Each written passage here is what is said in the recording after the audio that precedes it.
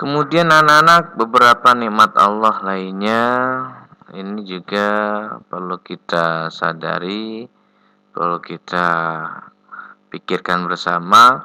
Diberikan anggota tubuh yang lengkap.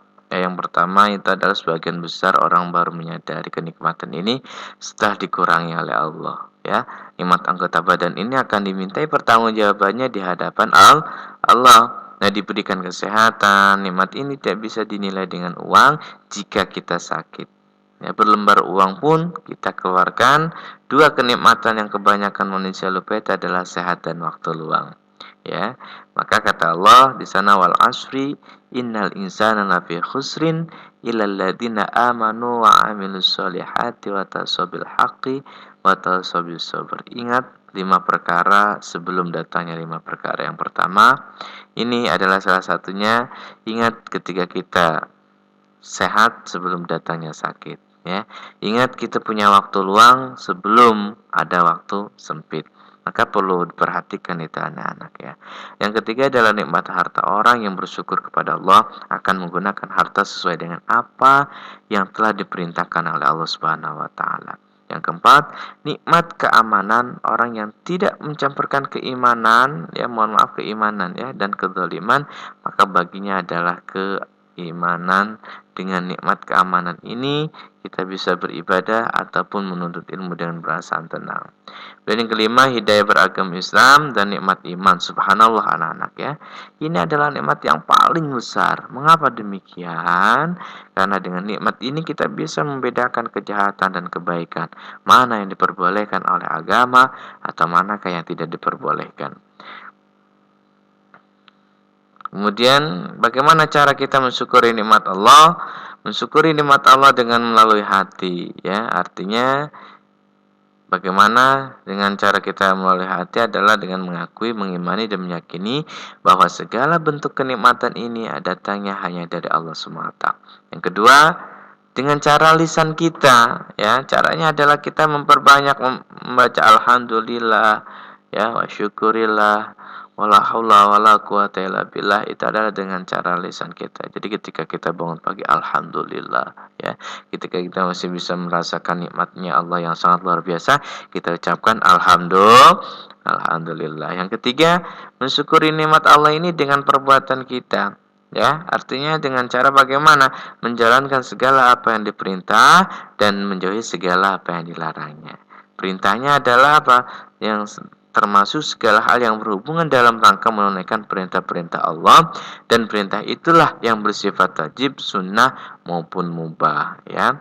Maka sudahkah, sekali lagi, sudahkah kita bersyukur ya untuk hari ini? Ya, jadi kalau kita renungkan anak-anak, memang masih banyak yang di luar sana yang keadaannya jauh lebih buruk daripada kita. Nah, bagaimana cara kita menumbuhkan perasaan bersyukur? Yang pertama adalah merenung, ya, bukan membayangkan tapi merenung, ya. Bagaimana jika kita tidak punya mata? Bagaimana jika kita tidak punya telinga? Itu namanya merenung. Jadi jangan dibayangkan. Nah, lihatlah yang memberi nikmat, bukan besar kecil nikmat, ya, tapi yang kita lihat itu adalah Allah, bukan besar dan kecilnya nikmat yang kita lihat, ya. Yang ketiga adalah lihatlah yang berada di bawah kita.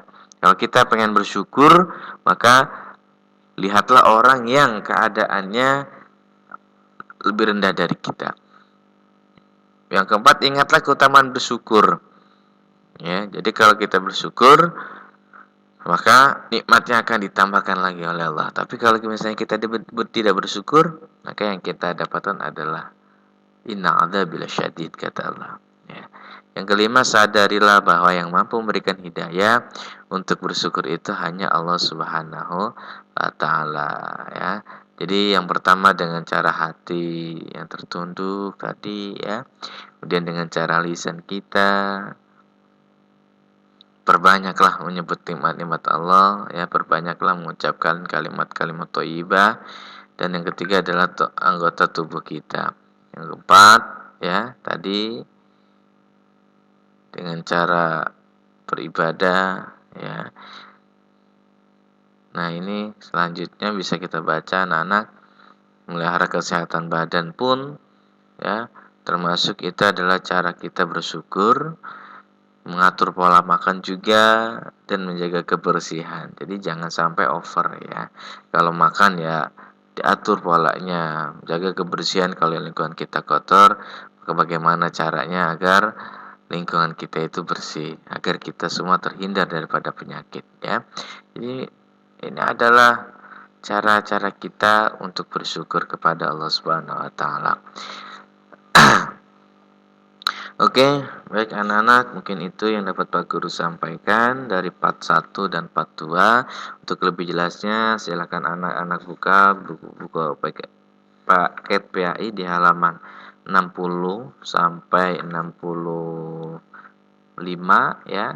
Di sana silakan anak-anak baca materinya, dan ini juga nanti akan Pak Guru tugasnya anak-anak, soalnya nanti akan Pak Guru share link soalnya ya. Terima kasih atas perhatiannya. Mohon maaf bila ada kekurangan dan kesalahan. Pak Guru akhiri dengan bersama-sama mengucapkan hamdalah. Alhamdulillahirabbil alamin. Tetap menjaga protokol kesehatan ya, jaga diri anak-anak baik-baik ya, jaga kesehatan dan tunaikanlah segala kewajiban-kewajiban yang harus kita lakukan kepada Allah Subhanahu wa taala. Tetap semangat, selamat belajar. Wassalamualaikum warahmatullahi wabarakatuh.